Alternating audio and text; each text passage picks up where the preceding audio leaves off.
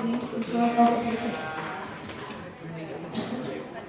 Now, to the team, Bottomination has the opening government consisting of Mr. Boby and Andika and Mr. Roderick Sibarani.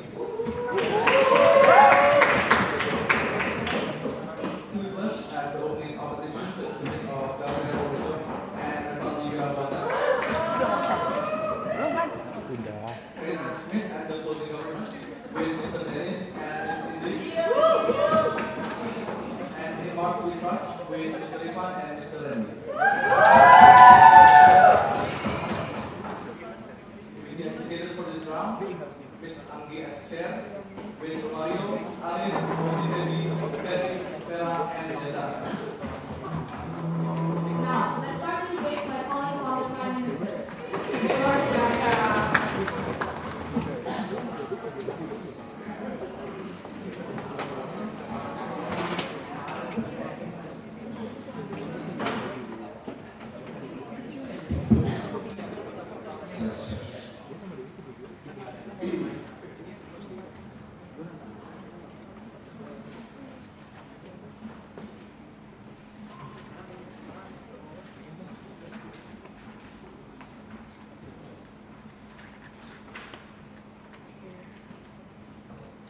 Ladies and gentlemen, for years, Israel has treated Palestinians like shit. Okay? We think that's an important thing to remember. We think that this has already resulted into the first and the second intifada, which has created some pseudo-peace. There were moments where Israel didn't attack and tried to let Palestinians do their combats. But now, they have been passive-aggressively doing things such as cutting off water supply, extending their occupations even more, and we think that is particularly problematic because although the violence isn't tangible for people to see, lives are actually at disposed. So that's why we think that given the current momentum where the United Nations has already recognized Palestine as an observer state, EU is already moving towards that direction, and more like the majority of the population, especially in the Islamic world, also supports the idea of Palestinian freedom. We think that this is necessary for us to conduct a third intifada to show Israel that we mean business. So what are we going to do under opening government? So we're going to talk about, as individual Palestinians, what we're going to do is we're going to organize the movement, regardless of their past affiliations of either Fatah or Hamas. We're going to form a new organization in which we're not just going to organize. We're going to take the momentum of Iran's sanction being lifted. We're going to communicate with Iran, ask for further assistance to get arms and weapons. We're also going to communicate with other Islamic regimes such as Hezbollah. We're going to make sure that we're going to have the ability to counteract what Israel has. What we're going to do is we're going to, on our best case scenario, we're going to target strategic places such as military base. We're going to attack corporations. We're going to kidnap important people and demand for ransom and negotiation. But in the worst case scenario, civilians will die. This is something that we're willing to concede. And we're going to argue why their deaths are going to be justified. So the basic goal of our side of the house is that we acknowledge that the whole point of getting statehood is a very long journey, but we think the first step is to get Israel to stop all of its oppressive policies towards Palestine, and that's a precursor towards statehood. I'm going to have two major arguments. First, on the right to self-defense, on why we think, no thank you, why we think that it's important to allow people to choose the manner in which that they die, if that is the inevitable outcome. Second, I'm going to talk about the benefit of our side of the house. Why we think that making the conflict visible is going to trigger much better international discourse, and we think that is going to push Israel to change the stance. Yes, Rifan. Will it be a formal declaration of war by the official state, or it will be a secretive attack made by an official partner? Okay. So we think it's a combination of both. Obviously, when we're going to attack a place, right, you want the element of surprise so that it has maximum damage. But the moment that the attack is already done, we're going to claim that it's us to make sure that we dominate the media coverage, to make sure that the world sees us and gets our attention. So, first argument, why we think right to self-defense is necessary. One of the most fundamental principles is obviously the right to live, but it isn't just about existing per se. It's also about enjoying the quality of life in which that you can have choices, that you can access things to make sure that that quality of life is being maximized. And we think that is constantly being reached by Israel. The moment when you cut off water supply when people are fasting in Ramadan, sure, they're not reading as much, but they will still need it, right? Also, increasing occupation on the West Bank. More importantly, discriminating or not allowing employment for Palestinians on Israeli land, not allowing them to have means of transportation, disallowing them to migrate towards other areas. All of these things disallow Palestinians to have that maximum right to live. So obviously then, what you can do is multiple ways, and this is something that I think that both the op-ed is going to argue. Alternative thesis. Here's why they don't. Firstly, we think the diplomacy has clearly failed, okay? Because Israel always relies on the fact that they have the United States to back them up, to veto UN resolutions, etc., etc. And so that's why the Israeli government takes comfort in doing all of their suppressive action. But more importantly, the inherent current state of Israel with Benjamin Netanyahu and the Likud Party, which is a very right-wing conservative that always preaches nationalist narratives, actually encourages civilians to expand their territory even further, to occupy Palestinian lands. So that's why we think at that particular point, it's really difficult to negotiate with people who are unwilling to compromise the other people's rights because they have that inherent self-interest. Second, other movements have clearly failed. For example, the BDSM movement, the boycott, divest, sanction movement that exists are only happening by individuals on the ground, but it's not organized by multilateral countries, and so that's why the impact towards Israel isn't that strong enough. We think that's going to be better under our side. So then the biggest question is, why then is it legitimate for you to use violence? Why taking up arms is legitimate?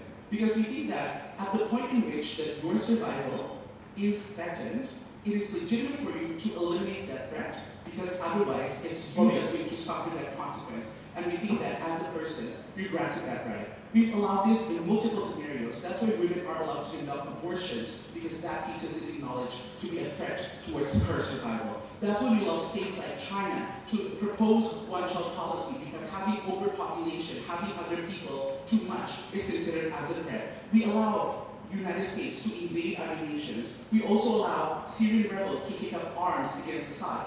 This is historically proven that taking up arms is a legitimate way when all things fail, ladies and gentlemen. But more importantly, why is it necessary for them to do this in a violent manner? Because here's the issue. Look, they're going to say that this is going to risk the idea of them dying, and at least in status quo, you don't have to face like warfare, etc. But we think that the moment when you're being cut off with all of those supplies, you are undergoing torture, when you don't have any ability, you're being constantly surrounded by hopelessness inside of your environment. We think that is much more agonizing. At least now we grant individuals to choose the manner of how they want to die and why they want to die. Second argument, why do we think this is going to be effective? So obviously we're going to have the classic guerrilla warfare, we're going to attack strategic places that have importance towards Israel. The benefits are twofold. Number one, it's about visibility. Because here's the thing, when you have people cutting off water supply, people don't really empathize much because it seems such a minute issue. But when you constantly see bloodshed, multiple people reported to have died, that grabs media attention. And that's important because right now, the media coverage is so full of either ISIS, the US presidential election, and all of these things. So that's why it's important to create that narrative so that you push for people to understand that there is legitimate conflict that exists there. But more importantly, it's about creating empathy, because when people see that other people are dying, that's what pushed them to ask for change. This is what happened in South Africa when you want to remove apartheid. When people are killed on the streets, that's when people empathize. This is how UN moved towards when Rwandan genocide happened, when you have killings happening in Serbia. All of these things have indicated that when we tell people, legitimately people are dying on the streets, that's when the world will have an action to propose. The Prime Minister spoke for 7 minutes and 19 seconds. Without further ado, I call upon the Leader of Opposition, the stage is yours.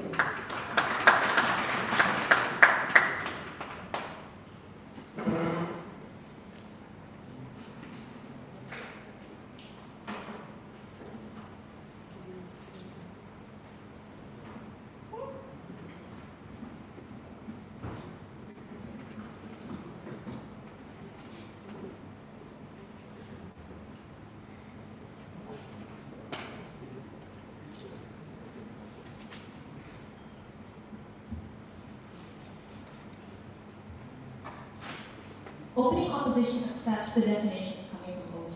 We're going to debate on behalf of individual Palestinians, ladies and gentlemen, but on the opening opposition, we're going to provide you the parameters as to when an individual can unilaterally decide whether or not this is a good cause for them to fight for or not. Secondly, we're still going to defend the notion notion of why constructive engagement is still a better off decision for us to take, especially in light of recent developments in the case of Israel and Palestine.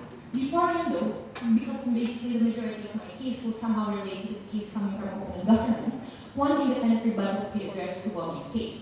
One major thing was that he said people should be able to define how they would want to die, right? We reject this notion. Why? Because we think that when as Palestinians you would want to die because of these causes, it means that you're playing into the narrative that Israel wants you to play into, ladies and gentlemen. Israel is trying to make you feel that you're so powerless that you're willing to die for this cause. But what Israel is going to see is that you're disempowered that much, you're going to die, and that's already a benefit for Israel because you die, ladies and gentlemen, because they would want to take up your land, they would need you to die, ladies and gentlemen. Meanwhile, on opening opposition, we contend that you must live in a dignified manner, you must fight for it in manners that are already agreed upon by international convention, and therefore we agree that we will not leave any rooms for compromise in that regard. Let's talk about constructives. No thanks. Look, we say that in engaging in methods of aggressively targeting, it requires the following parameters to be fulfilled. First, we think that you must have a high chance of success that your goal will be attained. Secondly, you should not be in any worse off conditions than you already are. Why are these parameters important? First, in regards to the high chance of success, because it's in order to make sure that we are not hastily wasting our finite resources on unstrategic measures, ladies and gentlemen. Because in fighting wars, you will need much resources, right? Physical, materialistic stuff, guns, supplies, so on and so forth. We can see that even the Palestinian government does not have enough arsenals on their hand, not to mention individuals who are not even able to buy food, so on and so forth. They're not going to be able to suddenly become soldiers, ladies and gentlemen. It's just unrealistic for them to say. But furthermore, if they say that we're going to have Iran and other Hezbollah, troops, we don't necessarily think that's also going to be effective. Why? Because those countries are also having wars of their own, ladies and gentlemen. Iran is that much allocating much resources on Syria, as well as fighting that infinite war that they've always been in, ladies and gentlemen. So we don't necessarily think that that's going to be better off on their side as well. Because at the end of the day, what's going to happen is not just the fact that you're overpowered, ladies and gentlemen. There's also going to be a likely chance for Israel to retaliate back. Because the massive military power that they have, not to mention the one controlling that massive military power, is Netanyahu, who's right now, after losing a slight margin, is now becoming way more aggressive to show to the people that he's gonna get something for Israel, and that's by excavating the existence of Palestinians inside that land. Therefore, he will retaliate any means of retaliation from the Palestinian. So at the end of the day, the first parameter proves its importance because he will not be able to get back up, ladies and gentlemen, as a Palestinian in regards to this, showing you that it's unstrategic. Second parameter, right? You should not be in any worse off condition. Why? Because it beats the purpose of you from trying to attack to begin with. We say when there's huge likelihood that you're going to be stripped of your right to live to begin with, we say that that's not a gamble that we're willing to take. We argue that it's just better for us to remain silent, ladies and gentlemen, because if you retaliate, most likely Israel will be able, because Israel has control over your land, he'll be easily able to cut off your electricity, cut off your water supplies, and we believe that all of those things are more contingent upon human lives as opposed from you trying to die in vain, ladies and gentlemen, because perhaps if you're dead, then there's no other person who's going to fight the fight for you, right? So I think that the finite resources that you have in which to will it for you to, try to make sure that the situation turns into your favor needs to be allocated and needs to be conducted in a strategic manner as much as possible, ladies and gentlemen. So at the end of the day, we think that we're not going to provide any compromise if these two parameters are not fulfilled. We're not going to go with their proposal. And therefore we argue, no thanks, it can only happen with opening opposition's alternative. Why? Because constructive engagement, ladies and gentlemen, is the best way for us as Palestinians who has been granted the most advanced the latest status of an observant state, and we need to be able to make sure that we use it to our advantage. Why? Because if you do this, ladies and gentlemen, it serves as a setback to the progress that you have attained by undergoing the first and second intifada. Look, the first and second one were created because you were a belligerent, ladies and gentlemen. Your status was not acknowledged by the international community. You're deemed less as a state, ladies and gentlemen, and therefore you revolt into such violent means. But we argue that when you have this new state, ladies and gentlemen, we say that you should engage and at least should try to behave as what other states would be behaving, ladies and gentlemen, even as an individual, you need to recognize that difference of status. We believe that when you now is acknowledged in the international community, you must be able to make sure that whatever you do, you're not violating any codes of conduct that all of these other states have been applying to, and you must be able to make sure that you're not that you are actually aligning yourself with such codes before proceeding. If other states engage in warfare, okay, that's one, and that's what states do, by the way. Number two, if your assumption have constructive engagement, are usually also overpowered by the fact that you are also military weak. How do you create a better situation in your constructive engagement? He cannot say that every country is engaged in warfare just like that. Why? Because we think that even countries which are engaged in warfare are condemned, ladies and gentlemen. We don't necessarily think it's that easy for you to wage wars in recent days, right? So we don't necessarily think you should necessarily go to these very last resort, especially when you're as an individual, you are not collectively agreeing. You are arbitrarily taking away the power of your government to exactly make decisions for you, a power which you have legitimately agreed upon to lead your country. That's why we think constructive engagement will be better. Two reasons. First, because we think that international community would not like to support or will find it harder to support countries which smears itself with such violence, right? Especially when you smear yourself with contentious entities like Hezbollah, with Iran, and so on and so forth. We think it's important to make sure that the blood, all of it, is on Israel's hand, ladies and gentlemen, because it will be easier for us to flex sympathy. That when atrocity happens upon you, you're doing nothing, you're engaging in the best means of conduct. And we believe that the incentive for our international community to support you will be larger. But secondly, progress will happen on Israel's side. Why? Because Netanyahu won in a slight margin, and one of his official backdown, his head of military, is now dismantled, ladies and gentlemen, indicates to you that the climate is temporary. There's likelihood and possibility that the situation will change, that there will not be any much hatred anymore to Israel. We argue that we should not just gamble based on this short-term calculation. You should vote for over. The leader of opposition spoke for 7 minutes and 47 seconds. Now I call upon the Deputy Prime Minister.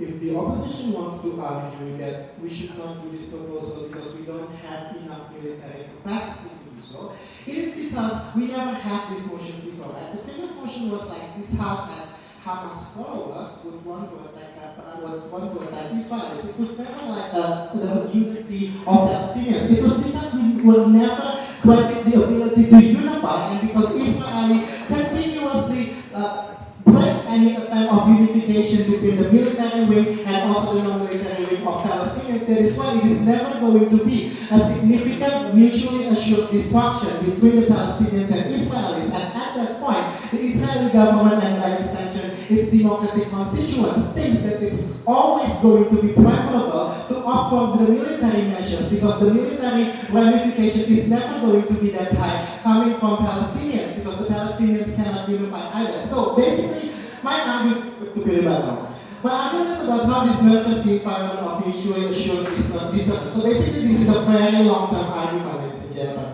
We think that two communities that are in conflict with each other, you need military stalemate. That's how you get both sides to one peaceful resolution, and that's also how you get both sides to want to invest in that peaceful resolution. We think that imbalance, destructive capacity, leads into one-sided police state or leads to one-sided military state, ladies and gentlemen. Because states, like any communities, will always have their selfish interests. If it's not so cross-impose the will on the other communities, they would just go to war, okay? And that is why United States invaded Vietnam, when United States thought that Vietnam does not have the significant military capacity, and when United States finally realized after the first invasion to Vietnam that Vietnam is actually that strong, the political will to stop the invasion actually becomes higher, ladies and gentlemen. So that's what we see being absent in the case of Palestinians, like the military capacity of the Palestinians, because it's continuously broken up by the Israeli government. And that is why peaceful resolution between the United States and Japan was not possible, because even after like the nuclear bomb, Japan managed to create significant damage towards the United States. Israeli government knows this really well. That's why Israeli government, and thanks Ali for this, it was Israeli government that firstly funded Hamas so that a unified Palestinians under Fatah becomes impossible, ladies and gentlemen. Because when Israeli government found out Hamas had become too dangerous, then Israeli government broke the Palestinians Union again. The Israeli government made it easier for Fatah to be popular instead, so that nobody, like, there is less support towards Hamas military fund. By doing these things, Israel allowed some Palestinians some pseudo-equal rights. Some are allowed to go to school, some are allowed to have jobs, and therefore there is a significant part of the Palestinians that oppose the war. So that military unification of all the Palestinians is systematically made impossible by Israeli government. It becomes easier for Fatah back then to get supporters that already likes Israeli government to some extent, because like the Israeli government gave me some equality, and that is apparently better than having to go to war, because precisely like opening opposition said, like, I'm not going to win this war anyway, so it's better to have this pseudo-equal rights like that. This is the more preferable position, ladies and gentlemen.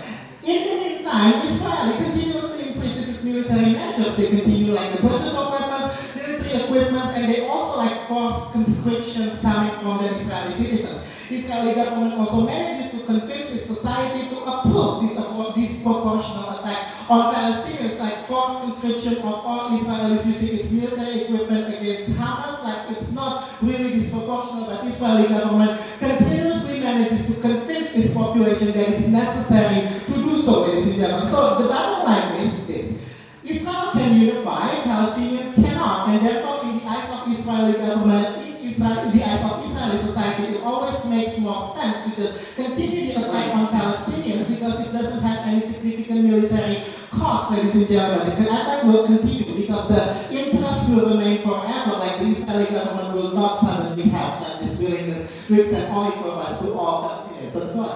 Said yes, closing. If winning the war is your top priority, would you like to have a tactically also negotiate Iran to launch a nuke warfare, even if you can win? No, like, you, maybe you misunderstand Boby's point. It's not the point of like getting Iran to attack Israel and getting Iran's military support, but it's how Palestinians can maximize its self-determination, ladies and gentlemen. And we think that we cannot have self-determination if we don't have mutually assured destruction, and we can't have that if we continuously go with the divided society in the opposition bench proposal, ladies and gentlemen. And we think that this is the first step for the security measures in Palestinian side. Why? Because one, we have security in numbers, because we have more Palestinians supporting this attack. But secondly, now we have rich Palestinians supporting this as well. Therefore, the rich Palestinians can sell their belongings to purchase weapons, which Palestinians that have connection towards Iran can actually mediate the transaction between like the already military front and also Iran's supplier of weapons. And as a result of this proposal, we can also have training of our children, ladies and gentlemen, so that they can become soldiers. And that's basically what the Israeli government is doing, guys. The Israeli government is teaching its children its practice of Krav Maga so that they can more effectively combat Palestinians when they are forced to go in war against Palestinians. So basically that's the extent of mutual assured destruction that we want. So engaging in opening opposition. So they said that we should not go exactly with what Israeli wants. What is it exactly that Israeli wants? They want all Palestinians to die, but they cannot directly do that. So what they do is to continuously make sure that the Palestinians don't have a unified political agenda and therefore does not have enough significant bargaining position, ladies and gentlemen. So how do we get constructive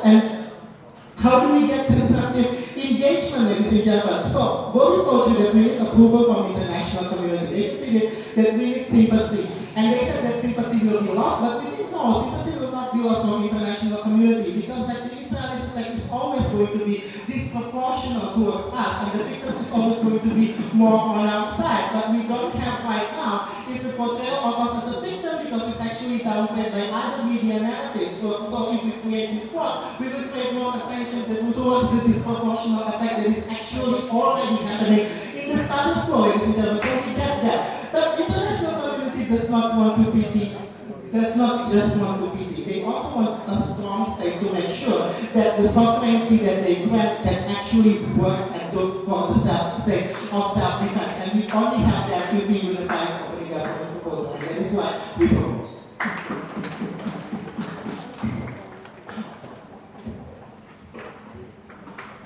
The Deputy Prime Minister spoke for 7 minutes and 21 seconds. Now I call upon the Deputy Leader of Opposition. The stage is yours.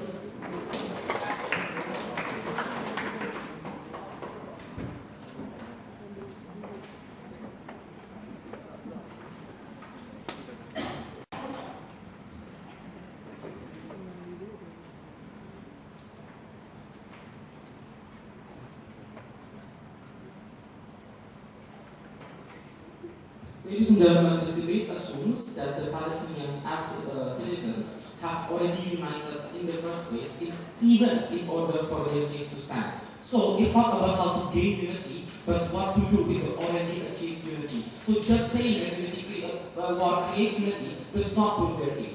But even if this debate is about creating unity, we will also say that unity will not be achieved if the means for us to get that unity is by warfare. We have to understand that the case of opening government is very unclear. Why? Because opening government's goal is not, opening government's goal identified as we want to get media attention, we want to show that people are united. But if you want to meaningfully stop the attack, like what Boby said, then most probably you have to create an attack that is meaningful to the point that the attack will not happen anymore. So they have to defend a case where they continuously attack these people, and we will also argue why that's bad. So let's talk about recognition first, right? Opening government argued that recognition can only be achieved when there are a lot of media coverage, and that do not exist right now. The reason why those media coverage do not exist right now is because those media most probably have already, to a certain extent, have their own perception of ideology regarding how to portray Israel and Palestine. What does that mean? Even if you attack it, it does not mean that it will be portrayed on your favor, because currently you already admit that the media portrayal is always against Palestine. So most probably the media portrayal will be against Palestine, saying that Palestine attacked disproportionately towards the fact that the attack might be only in the form of police brutality, but you refer it with a total guerrilla warfare, for example. So we argue that the media coverage, though exists, is not going to be effective like what they say. We argue on the alternative, how to get recognition. We argue on three things. Number one, we argue that there needs to be recognition from your international community, and there must be a constant display of behavior. This is the first two, constant display of behavior of a state that is ethical. Why? Number one, because that is the only way other states are willing to invest their taxpayers' money for our benefit. But number two, that shows a stark difference between the way we were before the UN recognition and the way we were after the state recognition.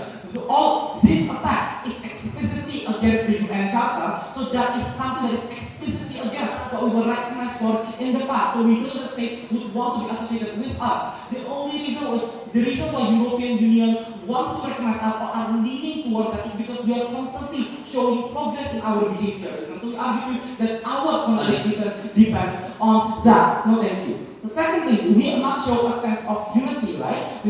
But we argue that unity will not happen, unlike what opening government characterized. Why? Because you must understand that this debate does not happen as a government. This debate happens as an individual, which is more probably you are going to convince people. But not everyone is convinced that warfare must happen. The only current attempt to unify our government happens in the case of the unity government. We agree that that did not work. But when the attempt to create a unity government did not work, because there is substantial difference, you cannot then resort into full-out warfare, because people who are against the war, people who are against war will obviously be more against all of these measures. So unity would not be done so. So even if unity exists, the unity would only represent people who are in a particular extremist spectrum of the people. It does not represent unity at all. No, thank you. Let's talk about Palestine's interest. What is it then? They argue to you that it's an interest about self-defense, but that's never proven to you, ladies and gentlemen. Number one, why? The only way for us to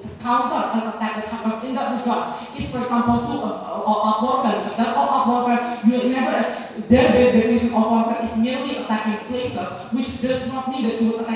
individuals who are directly responsible for the brutality kepada Israel. Because when you attack their companies, you might probably attack innocent Israelis as well. So it is not a proportional self-defense like what they say. We cannot accept opposing government's argument that all states declare war all the time. Because Gabriel already told you that war can only be declared when number one, there is a reason that probability of justification, but number two, there is a probability degree of success. You cannot then argue that it is merely for getting the attention. No, thank you. But we also argue to you that there is an interest of intifada. The interest of intifada back then was merely to gain recognition, because at that time there were no other method to gain such recognition. So the first and second intifada happens before you have recognition. But currently it already exists. So we argue that our interest should move forward than getting attention like what opening government wants to believe. No, thank you. We argue to you that that is Palestinian interest. But even if Palestinian interest is not all of these things, you, as an individual Palestinian, could not make the decision on behalf of the Palestinians as a whole. That is the decision that can only be made by Palestinian government when people collectively already agree that this should happen, or for example, that more recognition should be attained. Before I continue, closing. Your recognition that exists on that bench is a recognition to Kapa, not to the entire Palestinian. So that's a flawed logic on your behalf as well. No, that's why when we argue on the side of the house is that we must create an action that is unified, right? We argue that when we don't attack, there is a unilateral action, all other actions will be most probably discussed in the Palestinian Authority.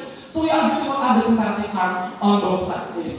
Look, on government bench, you might be able to stop the attack. Number one, we argue that it's very unlikely given the fact that given a comparison regarding the capacity of Israel and military capacity. But even if you're able to stop the attack, you are unable to stop the lingering effect of the attack. Why? Because when you now create a notion that you can claim your land solely based on warfare and military strength, the same can be extended by Israel to that area as well. So most of the people will be afraid to be in that area, because now they know that that area's ownership is dependent on who can militarily claim those areas. So it will not fulfill the right of people, like what opening government wants to argue. We also believe when Israel are able to control your water supply to your people, most probably when you attack them, they will declare that it's stopping even more water supply, and as the people who are not involved in the war would also receive the horror of war. Ladies and gentlemen, we are with you on the other side, that even if outside of the house, we might not be able to get all of those water and all of those supplies. At the very least, number one, we are getting support from other states, for example, Arab League or other states that want to sympathize with us, especially because now we understand that Arab recognition.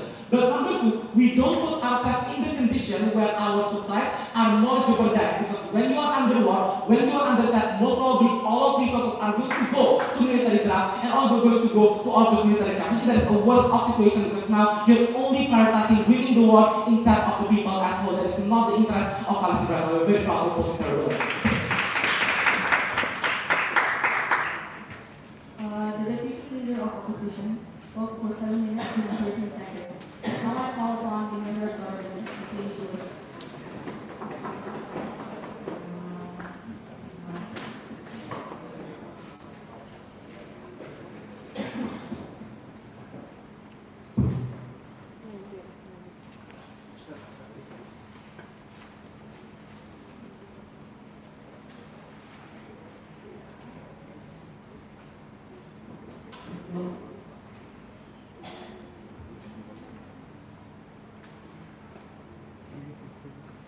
The failure coming from the opening opposition is that they assume that all of the parts of Palestinians want to stay silent.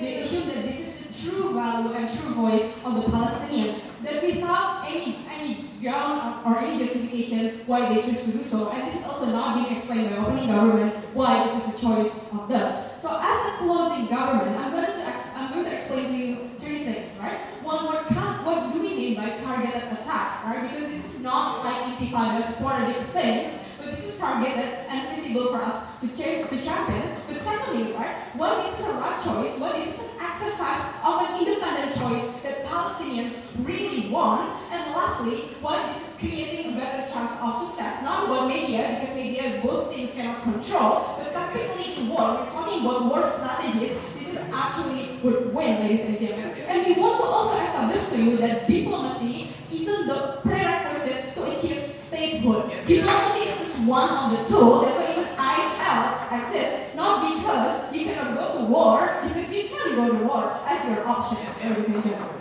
So let's go to my points one by one, right? But all of the rebuttals will be integrated in my speech. First of all, the tactic. Let's clarify first. This is not sporadic things, right? We're going to start by claiming victories that is significant to us. For example, capturing water reservoir, capturing electricity control, capturing communication control, and so on. These are the small victories to ensure better livelihood, and again becoming a step for us to weaken Israel itself, right? So in order to win the bigger war, we need all of this logistic all together, which is not happens in the past intifadas or previous sporadic things that we do, only bombing one certain part, one Israel is being killed, that's so claimed as a victory. No, that's not the case. We're strategically claiming something that means a lot to our livelihood and our power in the in resolving this case. But secondly, ladies and gentlemen, I'm going to explain the second point. Why by default it is okay to use targeted violence, and why this is what Palestinians want, right? Because they're only talking about general countries, but specifically towards Palestinians, right? They say status quo is fine, but they never really look inside of that. All the agreements that happens, for example, sharing security protocols, sharing electricity, even jobs being provided by Israel, is only benefiting a certain parts of the community. It's only benefiting politicians, it's only benefiting, adults, right? But even the society that their jobs is dependent itself. Dependency is a vulnerability. One day, Israel can actually cut off and everything, and you're still not independent at all, right? So, because specifically for Palestinians, you're looking for independence, you want to struggle for your own. This is the definition of battle livelihood, like what they claim. This is what they truly pursue, right? Because grassroots fighting for that. That's why also Hamas actually won election before it was enrolled in 2006, right? Because it is also a grassroots movement, not an elitist movement, a comforting,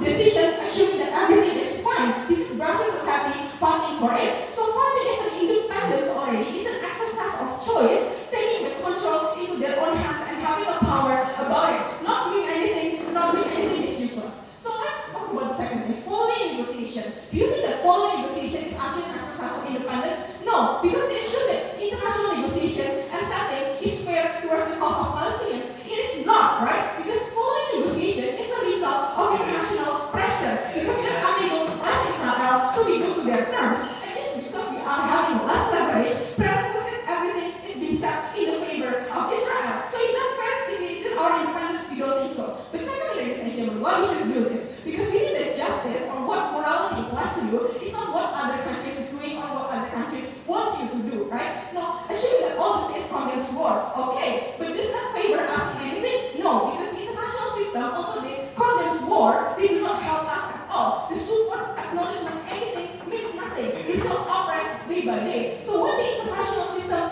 failing to provide justice for you, to provide protections for you, and status quo oppression in Israel is still existing, and how other states behave is irrelevant. You should do this in your own, and by taking this to balance all the things, because the status quo is not balanced at all. That's why you should exercise it, and we should not go to the assumption of opening opposition that everything is actually fine. Secondly, ladies and gentlemen, no thank you, higher chance of success, right? Because then they always talk about, we need unity, we need, things that should be done together, but they never tell what is it, or even if they want to go towards constructive engagement, why is that unifying all together, right? Because in diplomacy, hold on a second, it sounds quo right now when we're doing the diplomacy, who's actually going to be taken to the negotiation table? It's represented from Fatah, right? It's also a certain fragment of Fatah itself. This struggle would not be over, this is not a unified form. This is again a comforting peace out, ladies and gentlemen. There is not solving the problems. But one fighting unites them all, right? Because we think that fighting is becoming a common ground that every single party inside of the Palestine has, which is violence is a legitimate last resort. That's why Fatah has military wing. That's why there's a serious plan to unite back with Hamas and from Fatah itself, because they think it is necessary to fight the struggle, right? But why then this has to be in the form of fighting, right? This is not only about outcome of increasing leverage, but then it's also the unity that we want to achieve. That this becoming a grassroots movement, not elitist movement. This is about society taking it into their own hands. This is important, ladies and gentlemen, because then it would be hard to be politicized like what happens if you use in diplomacy. It is going to be hard to be politicized based on the party itself. So the warfare would be united. So the warfare will go back towards our plans. But lastly, last point of the session, which is the diplomacy itself. So the thinks we have a clear leverage over Israel wrapping up. But secondly, right, even if you want a diplomacy to provide two-state solutions, you need to have the land to begin with. And the status quo, when you don't struggle for the land, this is all under the occupation of Israel. This is under an aspect that Israel can say, well, I freed the mall, I built infrastructures, the mall, and everything. This is becoming mine, which is what happens right now, right? Which is also what happens. The negotiation right now is based on post-67 instead of before 67, right? So we do not want that to happen. The claimants, small victories, will actually lead to that. We're claiming lands. We're making a legitimate claim that this is mine and this is ours, so we can actually have obviously a two-state solution, which has never ever been explained by any other team, obviously. So therefore we think that this debate should go towards the closing government. Thank you.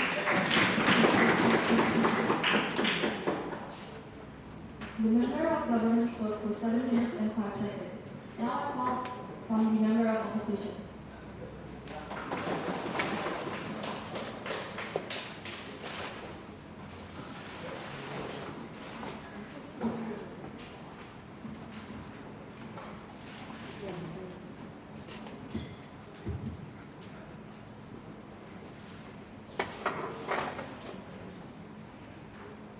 They make a wasteland and they call it peace.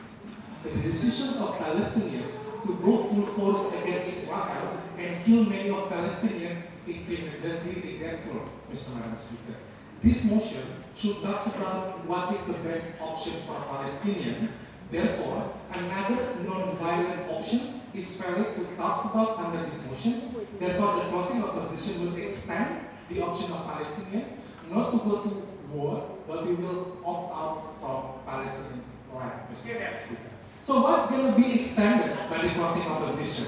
We have 3 ideas to support why we need to opt out from Palestinian land, avoiding war, and another kills, and another violence, Mr. Speaker. And the first I will talk to you why, as a Palestinian, it is morally wrong to glorify self-determination against the right to live of the Palestinian child and offspring, Mr. Speaker. Second of all, I will talk to you why it's practically impossible to win against Israel and alliance, Mr. Speaker, if we go a full war against Israel and its alliance. And the last point we're going to extend, Mr. Speaker, why the enormous damage, either collateral damage or intended damage within the war of Palestinians plus Iran plus Arab Saudi against Israel is not worth enough for the piece of land, Madam Speaker. And all of my arguments will fortunately direct the rest of the government, except one, is the media attention from opening government. And for your information, the media attention already exists, Mr. Madam Speaker. Al Jazeera and another massive media already show the full horror of war in Palestine, and no one came, Mr. Madam Speaker. Now let's go to the extensions of the opposition. I will explain the models now. So what is the models of the opposition, right? How we go out from Palestine? First of all, we will ask a financial compensation to Israel and its allies because we opt out from Israel. Those financial compensation will be used to buy land, to buy basic food, to buy basic needs, at least for these Palestinians to live in the new island, Mr. Madam Speaker. Second, we also will ask for another Muslim countries to provide us an area, Mr. Madam Speaker, to live for the Palestinians peacefully, Mr. Madam Speaker. Now, why this policy will be successful? First of all, many Muslim countries prefer non-violence perception, Mr. Madam Speaker. They are less likely want to go to war with Israel with its alliance. United States of America, European Union, Mr. Madam Speaker, and we think that is good enough for the models. So let's go to the first point. Why is morally wrong, we as Palestinians, to go war with Israel, Mr. Madam Speaker? We believe that the right of these Palestinian people, including women and children, which is they will not go into war unless they decide to do so, is more important rather than self-determination, Mr. Madam Speaker. Because the right of a land is arbitrarily right, Mr. Madam Speaker. You can get the land from other sources. For example, in our models from other Muslim countries, which is happily to provide you the land, Mr. Madam Speaker, rather than go engage on that. Second of all, we as the parents have a moral duty under the lottery of birth to ensure that our children have a peaceful life, Mr. Madam Speaker. Living in the middle of the house of war it also violates the rights of the children of the offspring of Palestine to live peacefully. No, thank you. We think that is more important. The government never explained to you why the right to self-determination over a piece of land is more important than the right of the right to live of this Palestinian. Not only the one who will go into the war, Mr. Marx, because the women, the women of Palestinians, the children of Palestinians, that the right to also be protected. We as a Palestinian. No, thank you. Second of all, Mr. Marx, because we'll go to why it's practically impossible to win the war. First of all, the government may believe that another Muslim country will help, such as Iran. We go to you, we have to respond on this. Sit down. First of all, there is no political will from other Arab countries to help Palestine. Why? First, Iran, Mr. Manas, because they have a conflict of Sunni and Shia, which is a philosophical basis, which Palestinian is based on Hamas and Fatah. So in the principle level, they are not have the same common ground. You are not supporting Shia in the very first place, Mr. Manas, because they'll make Iran elected to have Palestine fully. Even if Iran will help you, we think that it's not a fully 100% control, Mr. Manas, because with only specific like providing weapons, they never explain why only providing a certain condition like weapon is enough to build Israel, or it's enough to capture the water resources, Mr. Manas, because they never expect to do so. Second of all, even Arab Saudi is the same alliance of Israel and even America. They never explain why in other countries, which have alliance of the West countries, we are willing to have it, Mr. Manas. Second, assuming that they want to help. The track record say that Muslim countries never won a war against Israel, Mr. Manas. That's true. Okay. Mr. Madam Speakers, in the war of Shia, in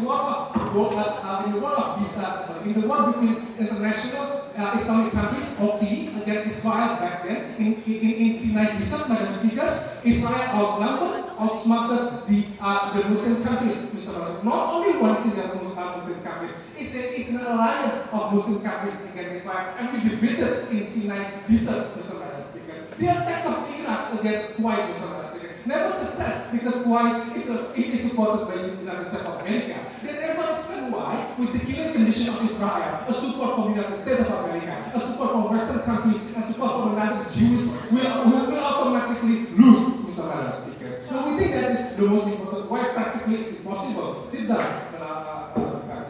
The last one, as a Palestinian, when we go into the war, we need to calculate, Mr. Madam Speaker. It's not suicide war. We only go to war when we can win, Mr. Madam Speaker. And why there will be enormous damage? Under international humanitarian law, Mr. Madam Speaker, when you are declaring war against another country, you are legally to be killed, Mr. Madam Speaker. When Israel have a legal ground to kill Palestinians, we only support what Israel wants, Mr. Madam Speaker. Eradicating Palestinian people, Mr. Madam Speaker, under more legal ground. Second of all, we think there's also a huge collateral damage. Situation in Palestine, most of the war will happen in the middle of the city because that is exactly where Hamas and Fatah are located, right? When the war happens in the middle of the city, the collateral damage is inevitable, Mr. President. So what is collateral damage? It is the women and the children, which there is no place to hide, Mr. President. And that is an enormous damage we can have. And moreover, if the government said that under international humanitarian law we can be protected, Mr. Speaker, Israel has conducted war crimes. Israel has conducted gross violation of human rights. But Israel is non-signatory of ICC court, Mr. Speaker. Israel is backed by the United Nations Security Council, i.e. USA. We think that the law will not against Israel. We vote that, and we see the Palestinians will go up for Palestine. The member of opposition spoke for 7 minutes and 26 seconds. Now I call upon the governor, the Boby.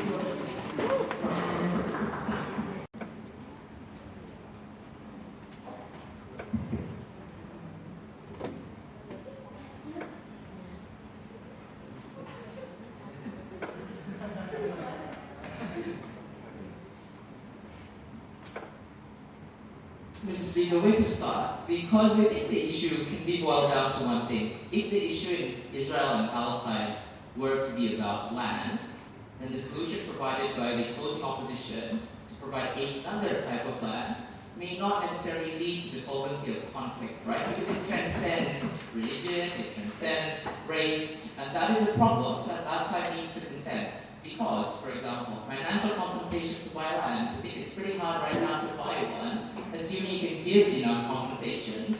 We think there is more to that claim, such as historical claims, which that side of the House failed to argue why the historical claim and why the historical embodiment of living in one particular area is important. Because if we were to play into the hands of the closing opposition, it would be better then for us to allow the Jews after World War II to live in a different land, as opposed to letting them going back to the area that was preoccupied by the English forces back then. So it is a flawed logic that Rifan needs to fix in his speech to tell us why the sacrifice needs to be conducted more by the Palestinians who do not previously actively engage in the process of taking that land forcefully pre-67. So that is the big mistake that closing opposition cannot solve in today's debate, which is pretty weird and makes my job harder, right? The new model in the member speech, come on. Now let's talk about then the ability for us to be able to resolve these particular conflicts, assuming that land can be given in a certain area. Let's talk about geopolitics first. If we were to believe that they can live in areas where Muslim countries are willing to give up that land, it is contradictory then when Rendy said land is arbitrary, because it impeaches the whole concept of having land by arbitrary notions, right? Because it's not going to be arbitrarily taken by the Palestinian, it's based on the grace and will of other countries. So that's not true, right? And I think that is a flawed concept that the opposition needs to defend in today's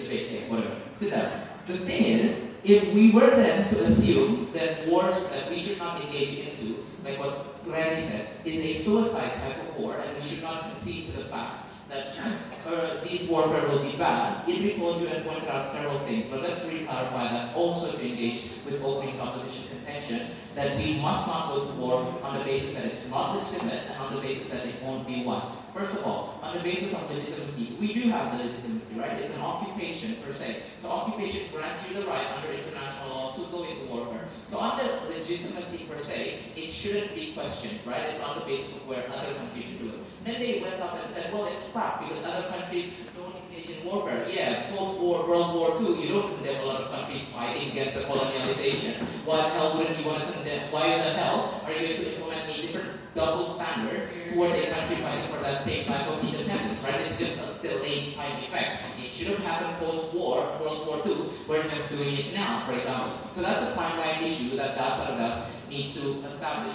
But on several things, let's talk about urban warfare, because this is pretty fun, right? We're going to have different types of warfare. Why? Because unlike previous warfare where you don't fight in two fronts, for example, Israel will face a different two-pronged attack. Because the attack is not only going to be centralized in Gaza, it will be a two-pronged attack from West Bank and Gaza, for example. A different warfare that they may have not engaged before previously, because all the previous wars focused on where the most strengths are, right? And as conveniently set up by our OG, the warfare then will be given not on just one force per se, but it is a united force, right? So that by itself already changes the wars that Israelis used to fight.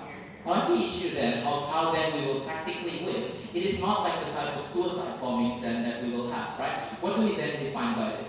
It means that necessarily catching the logistics type. The question then, are we able to do so? Precisely we can, because as opposed to other types of warfare, it is much easier then to engage in urban warfare. Because the point that Rendy said, well, it's also a loss to the civilians, right? Towards, many Palestinians may die and things like that. The same notion would also then be implemented to Israeli civilians as well. So they also have a lot more to lose, right? Which means it also gives leverage and equal opportunity for us to use that as a threat, not necessarily as a means to kill civilians, but also used as a different type of warfare that we can engage to threaten and kill your citizens if you may or not give up these particular, logistic depots or destroy military barracks and things like that. That is a different type of strategy that needs to be engaged upon, and I think that was clearly neglected by that side of the house. No, thank you. Then we need to talk about why constructive engagement will happen, right? The problem with opening opposition is that the type of constructive engagement that was brought by them were never clear, right?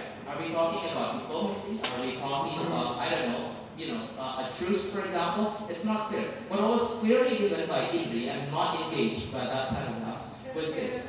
In a case where you need to fight for your independence, The decision that you make to choose any type of strategy is a strategy that must be made independently, irrespective whether you lose or not. That is the argument that Indri pointed out to you, which was clearly not rebutted by that sort of else. Why is that important? Because in itself, that already shows, independence. What is the alternative on this side of the house? You're not making their independent choices, right? How is that so? Because the choice that was given to you was forced, right? Because it's through international pressure and the terms were never clear. But before that, closing. If right to or have a historical claim is absolute, do you want someone and also Aboriginal people to take over the land that was occupied by the I think so, yes. Historically, it should have been, and we're pretty sad that it's not, okay? The thing is, it's not an argument to say why Palestinians shouldn't do it, okay? That's the prongs of that's an issue, not on closing government's burden, okay? But to engage more on the idea on why then we should be able to constructively engage and why it's unrealistic. The problem that Indri then told you, with other types of options, it's not a decision that you make on your own, and it's also not representative as opposed to the choice that was initiated by grassroots movement. That's why the basis of Hamas is based on two things. It's based on Dakwah, and it's also based on the military wing. And this is also contingent also in Fatah, for example. And that was the key distinction that I told you why other methods do not specifically have that, right? This is a theoretical advantage that closing are going to tell you. It was poorly rebutted by that sort of else. Then what about negotiations? Most of the negotiations will take precedence based on post-67, which is, it's bad, right? If we're going to concede with closing opposition's logic, you do not enter a game where you know it is already rigged. That's the same case here. You should not enter into a game where the negotiations will most likely fail. What is then the alternative plan? Going to find another line, morally contradictory on that side of the house? Which line are you going to go to? Which type of engagement are we talking about? None. The clear benefit that we provide to you, if you want to make an independence movement, the choice must be independent and not forced upon. It's clearly given by the closing government. This is why we think Palestinians should live freely. Thank you.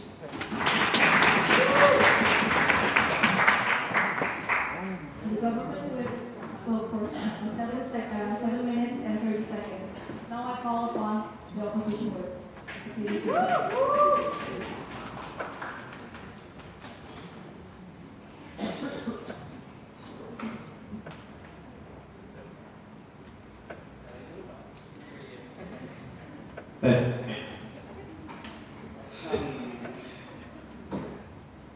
Ladies and gentlemen, revolution is utopic, but you don't live and you don't breathe with utopia. You live in reality. And that is the complete problem of the government branch. Because the government branch never proved to us why we have the possibility to win will high. Why? There is a huge number of chance when women and children that do not have any burden whatsoever to go into war deserve to lose their life. And the only strategy in case when the evil and monster always win in a capitalism, what we need to do is to surrender. Surrender is bad. Surrender is not ideology, but surrender ensures your right to live. And that is exactly a radical stance that the closing opposition should believe. I think that I need to make a very important disclaimer here. Because all of the government branches assume that right to historically own the land is absolute without necessarily explain why it is absolute. They take for granted that you have all right for the land that you have owned before. And that is exactly what our extension would be. We are trying to contest that your right to own the land is not more paramount rather than your right to live because of two reasons.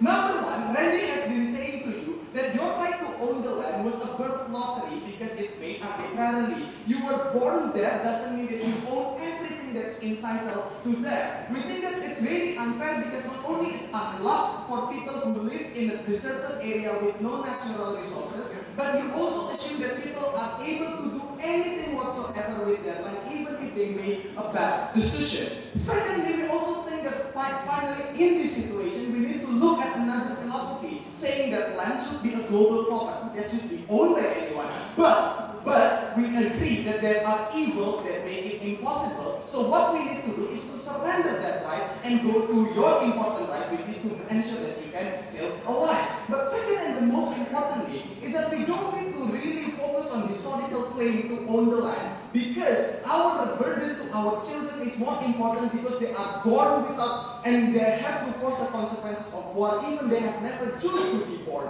So this situation means that our burden is a lot bigger compared to land acquisition. Yes? Historical claim is not absolute. It's a method to ensure that your right to live can be ensured Good. Then I'm going to prove to you why act of surrender, moving out from the land of Jerusalem and land Palestinian is possible. So that's as simple as that, the answer, right? So let's move to the question that was raised by Dennys. Because Dennys said that moving out from land of Jerusalem is practically impossible. There will be no one to help. There are two reasons why it is possible. Number one, the willingness for the West and also the Islamic allies to help funding the shelter and of refugee is a lot likely more possible rather than continuing the war against Israel. Why is that so? Because number one, war is very expensive, while shelter of refugee is less costly. This precedent has been shown. For example, when the Turkish government accepts the proposal of European Union, when they get funding to open the shelter, if the question is lacking, then add it. But the problem itself, it is a lot more possible because if you wage the war, you are losing almost all your competitive edge. Because Saudi Arabia will lose all the economic ties with United States. Iran will get their temporary sanction bid back because Iran should not be able to play the game and play the fire with the West. And this situation means that the willingness is a lot higher. And none of them are really proving why this is not really possible to happen. Dennys only put us a burden, but they do not prove it otherwise. I don't think that this rebuttal is efficient. But second and the most importantly, I'm not even sure that the historical claim and the whole right that they want to do is fair. Because the question is that historical claim, who determines historical claim? 1967 convention is basically a rig. Because Palestinian only owns less than 27% of the land owned, with the less fertile one, although their population reaches 64% of the population. Which means that you will always continue the war until the existence of Israel is diminished. Which is completely dangerous because you keep continuing the satanic circle of who owns the land. And by the way, this battle will be infinite because Israeli, under the elder of Zion, will not going to stop until they take over all portion of the land. Now move on to my second class. Whether or not we can win the war. They say that they will win the war with two prongs. OG said there will be mutually assured destruction. A very beautiful jargon that I'm sure that no one knows what is MAD means. One, MAD will not exist because of several reasons. Number one, Iran is not a very balanced political player against Israel. Why? Because number one, most of their nuclear weapon is under progress, while Israel is controlling nuclear weapon as much as United States. Secondly, most of the time, Palestinian is in a condition of landlocked, in which they are incapable to fight against them because the landlocked situation will ease the Israeli to block international water border and to strike from the entire from the aircraft carrier. They say that Iran can win, but how can we win against Israel? Israel has Iron Dome with 95% of efficiency that can cover almost all the strikes from Iran. Israel can be backed up by United States F-35, in which its speed is far faster compared to any other rocket launcher that can be strike back. The only rocket launcher that can strike back is S-35 from Russia, which by the way Russia is hesitant to help anyway. So your MAD utopia will never happen anyway. It's a complete bullshit. Yes, proceed. Alright, then, if the whole debate concede the fact that the decision should be made by Palestinians, why haven't we heard of this policy since long time ago? Which shows the lack of true. Yes, true. Because Hamas is egoist, because Fatah is egoist, because they care more about their ego to own the land rather than the right of their poor citizens to live. And that is the reason why. Move on to second one. They find that the closing government says that we were going to use a control strategy. We are going to attack the strategic decision, which is water reservoir. I don't understand whether I'm not sure. Are you understanding the theory of war? How are you going to attack water strike if almost all your rocket launcher has a very low accuracy that has been conducted by Hamas right now? And by the way, okay, I'm not going to be naive. They will say that they will utilize underground tunnel when they have another way, for example. Underground tunnel used in Sinai Peninsula. But underground tunnel has been struck even by Egypt government themselves. How are you going to assume that Egypt will be helping? I might give so many facts that you may consider the new facts. But by the way, this is a response to what is the poor idea that was brought by Dennys. So I have to make these facts in order to clarify. At least I don't make the debate look dumb. At least I make the facts look true. So what has been concluded by this debate?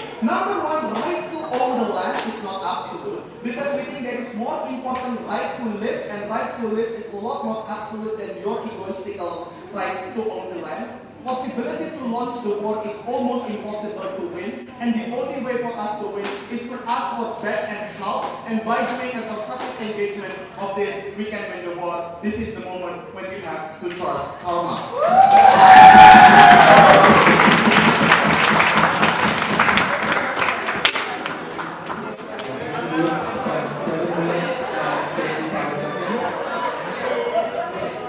Ladies and gentlemen, with the great amendment, we will now begin the time of the